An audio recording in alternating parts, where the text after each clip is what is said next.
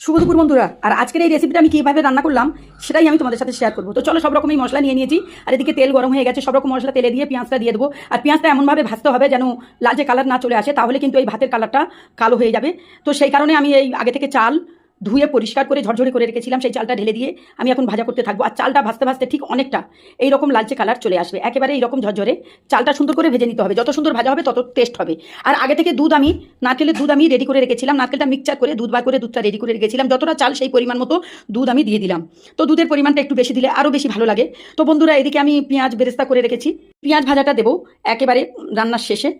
তো আমার এটা প্রায় কমপ্লিট হয়ে এসেছে। আমি এই অবস্থায় ঢাকা দিয়ে রেখে দেবো।